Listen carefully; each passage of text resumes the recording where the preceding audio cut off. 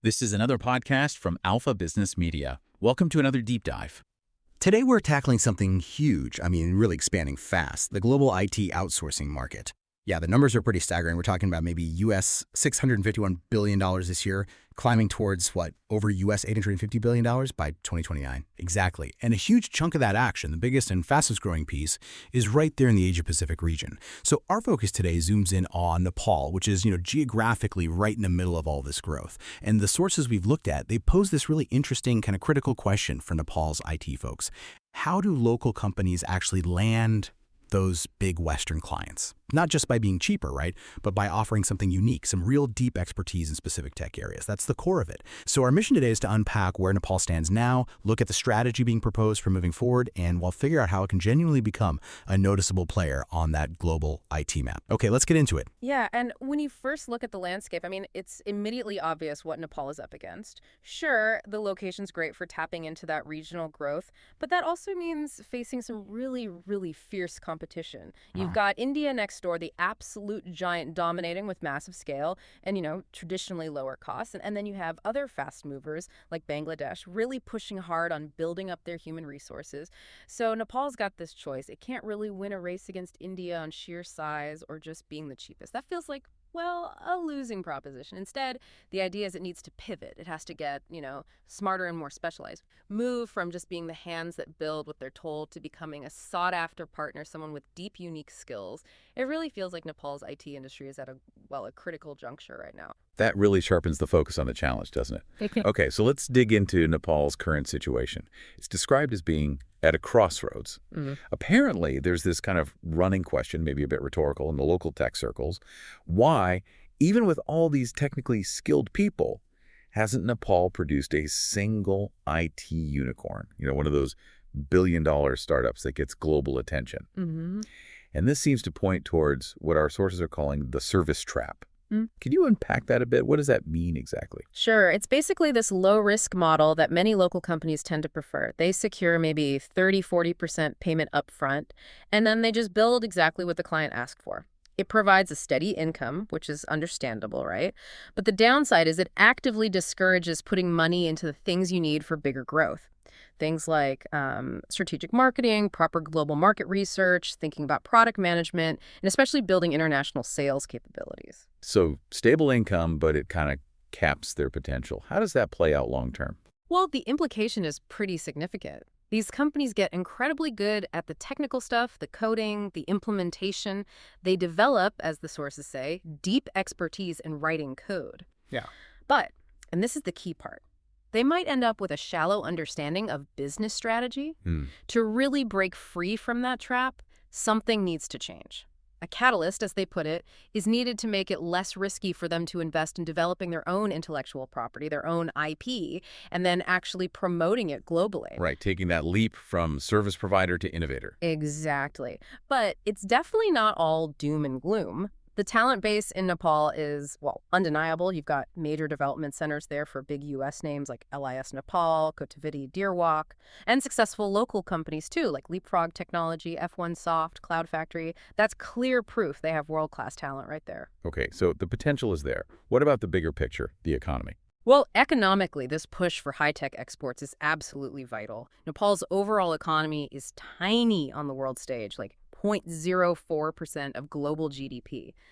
So IT exports could be a really powerful engine for growth. The government seems aware of this. They've declared the digital economy a priority.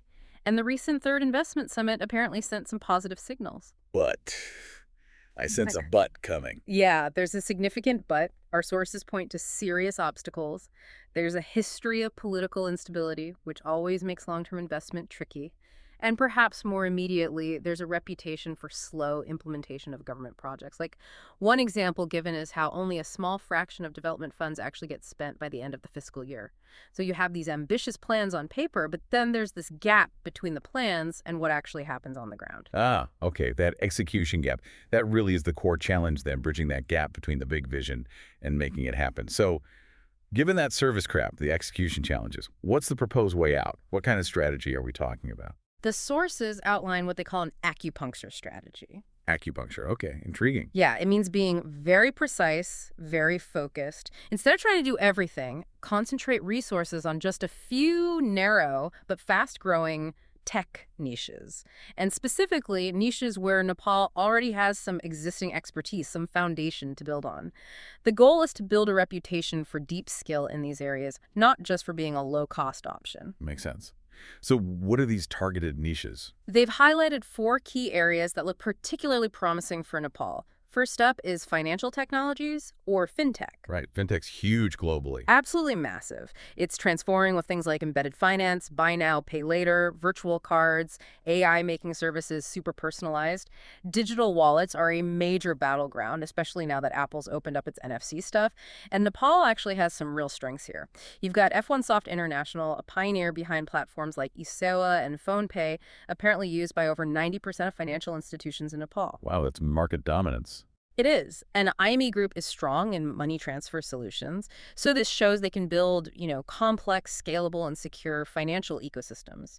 The opportunity then is maybe offering these kinds of services to other emerging markets in Asia or Africa that are digitizing, or partnering with Western fintechs on specific things like mobile wallets or payment gateways. Okay, fintech is one. What's next? Second is medical IT or health tech. Yeah. Another area is seeing just explosive growth. We're talking maybe 13% to 17.5% compound annual growth, driven by electronic health records, telemedicine, AI, and diagnostics. And North America is the biggest market for outsourcing this stuff. And Nepal's angle here. Again, existing strengths. Remember those big development centers? Deer Walk, which is now Cedar Gate Technologies, and Cotivity are both in the healthcare space. So that's created this cluster of talent that understands this complex, highly regulated industry. The strategic opportunity is for Nepal to position itself as a hub for things like healthcare, big data analytics, integrating different health record systems, building telemedicine platforms, or software that meets strict international standards like IAPI. HIPAA compliance is crucial for the U.S. market, definitely. Okay, 2 down. What's number 3? Number 3 is artificial intelligence and machine learning, AML. Ah, the big one. AI is everywhere. It really is. It's not just a niche anymore. It's like this fundamental force changing basically every industry. The growth figures are just staggering. Over 36% CAGR predicted. Demand for AI solutions is immense. And Nepal, perhaps surprisingly to some, already has quite a sophisticated AI ecosystem. You have Cloud Factory, which is a world leader in data annotation. That's the crucial work of labeling data to train AI models. Fuse Machines is focused on AI education and building solutions. Leapfrog Technology does work in big data analytics and AI. So real players already active. Yes. The opportunity here is for Nepal to become known as a provider of high-quality yet cost-effective AM services. And this fits nicely with the other niches, right? AI for fraud detection and fintech, or AI for medical image analysis and health tech. They could offer services from data labeling right through to integrating custom AI models. Makes sense. Leveraging that cross-niche expertise. And the final one. The fourth niche is cybersecurity. There's a massive global shortage of cybersecurity professionals right now. Everyone's struggling to hire, which has led to this boom in outsourcing, especially to what are called managed security service providers, or MSSPs. Right, the ones offering 247 monitoring and threat detection. Exactly, plus compliance help. Nepal's key asset here is the presence of LogPoint. They're a global player in cybersecurity information and event management systems. LogPoint has a development center in Nepal, which means access to advanced tech and a pool of specialists familiar with it. So the opportunity is for Nepal to carve out a niche providing outsourced cybersecurity, particularly for Western small and medium-sized businesses, SMEs, that maybe can't afford a big in-house security team. Like offering monitoring, vulnerability checks, and compliance management. Precisely. Incident response, too. So you see, these 4 niches, fintech, health tech, AI, cybersecurity, they aren't just picked randomly. They build on strengths Nepal already possesses and tap into very strong global demand. That focused acupuncture approach makes a lot of sense. But focusing individual companies isn't enough, is it? You mentioned the need for a supportive ecosystem. That seems to imply coordinated action, maybe at a national level. You mentioned a plan from the Computer Associations of Nepal, the SAN Federation. Yes, exactly. Individual company efforts are crucial, but they need that broader support structure. The CAN Federation has put together a really detailed 24-point document, essentially a roadmap for reform. Okay, tell us more. What are some of the key proposals in that roadmap? How do they address that service trap we talked about? Well, some really impactful proposals focus on financial incentives. They're suggesting things like a 15-year tax holiday that's zero corporate tax on IT service exports. 15 years, wow. Yeah, plus an 8% export credit and even unsecured innovation loans specifically for startups. These directly tackle that risk aversion in the service trap by making it much cheaper and easier to invest in developing your own products. Okay, that's addressing the risk. What else? They also talk about access to capital.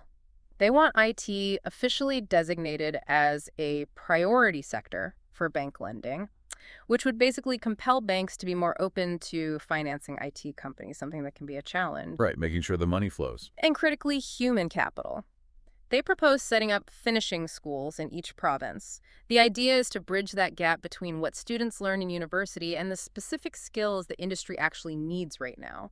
Practical, job-ready skills. Yeah. Makes sense. Are other organizations involved? Absolutely. There's also the Nepal Association of Software and IT Services, NASIT. They're playing a big role in promoting Nepal internationally. Their push is for making Nepal a global technology hub.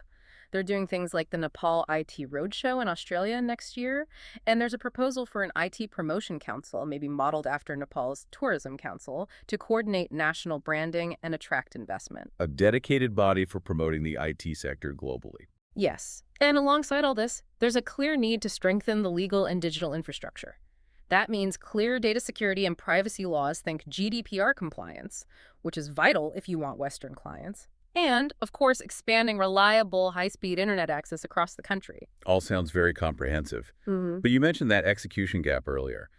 How does this ambitious vision line up with government action? Well, that's where we see that noticeable gap again.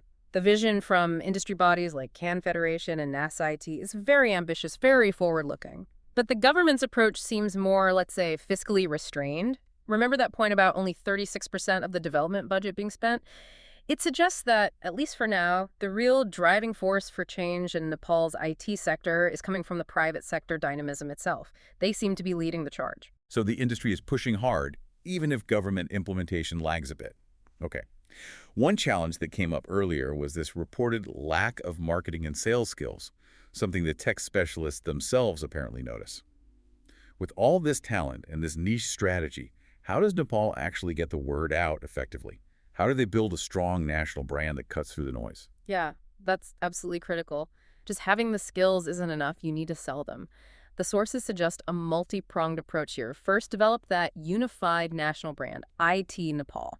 And the suggested slogan is really key. Nepal, high-end engineering from the top of the world, specialized expertise in fintech, health tech, and AI. I like that. It immediately shifts the conversation away from just cost Right. to quality and specific skills. Exactly. It positions Nepal differently. Second, they need to build and actively promote a portfolio of success stories. Document what F1Soft has achieved with its payment systems, what Deerwalk did in health analytics, LogPoint in cybersecurity.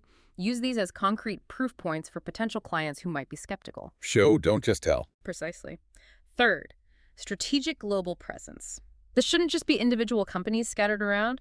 Imagine a unified IT Nepal pavilion at major international tech conferences, Web Summit, Collision, Sostra, those kinds of places, supported by that proposed IT Promotion Council and NASIT. It presents a much stronger, more coherent image. A united front. Right. And finally, they need to leverage existing international partnerships. The U.S. government, for instance, has programs active in Nepal, like the Digital Connectivity and Cybersecurity Partnership, DCCP, and the Infrastructure Transaction Assistance Network, ITAM. Tapping into these programs can help accelerate entry into the crucial American market and lend credibility. That sounds like a solid plan for getting noticed. But, Nepal isn't operating in a vacuum. Other countries have successfully built their IT outsourcing industries. How can Nepal learn from them? Which models should they maybe look towards? And perhaps equally important, which should they avoid? That's a really important question, learning from others' journeys. When you compare Nepal's situation to established global players, some clear lessons emerge. Let's start with India. Their model, as we touched on, is built on unrivaled scale, low cost, and strong government support. They can handle massive projects cheaply. The obvious lesson for Nepal is, don't try to beat India at their own game.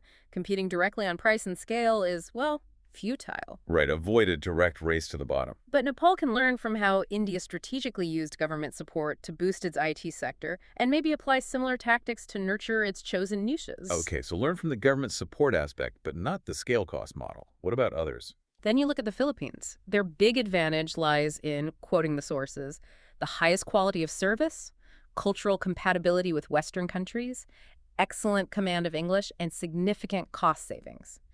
They're known for strong customer focus, good communication. The insight for Nepal here is that those soft skills, communication, service orientation, are just as vital as the technical chops for building lasting client relationships. They need to invest in both. Technical skill plus strong service culture. Got it. Who else is relevant? And then there's Eastern Europe countries like Poland, Ukraine. Their reputation is built on high quality and sophisticated engineering, strong STEM education, and a straightforward problem-solving culture. They compete primarily on value and expertise, not just on being the cheapest option available. Okay, that sounds much closer to the niche strategy proposed for Nepal. Exactly. This Eastern European model is highlighted as the most relevant and promising model to follow for Nepal. By focusing on developing those hidden champions within their niches, fintech, health tech, AI Nepal can aim to build a similar reputation, become known as a source of specialized, high-value talent. It really drives home why Nepal needs to climb that value chain, rather than getting stuck in a race to the bottom on price. That comparison really clarifies things, doesn't it? Especially highlighting Eastern Europe as the more relevant model, focusing on value. It underlines Nepal's challenge, but also its huge opportunity. The potential is definitely there, but it hinges on making that strategic pivot, moving away from being just a low-cost performer towards being recognized for value and unique expertise.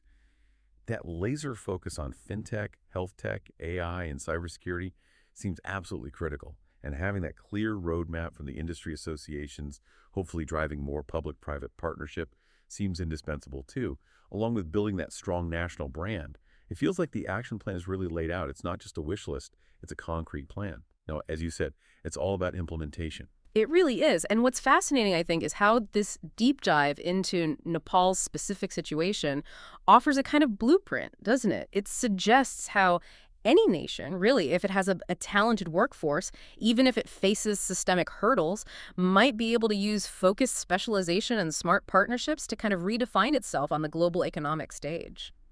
It definitely makes you wonder, doesn't it? What specific hidden champions, what untapped potential might exist in your own context, just waiting for the right focused strategy to unlock their global reach? That is a great question to leave our listeners with. Thank you for joining us on this really insightful deep dive today. We hope you found it as informative and thought-provoking as we did. Keep exploring, keep learning, and we'll catch you on the next deep dive.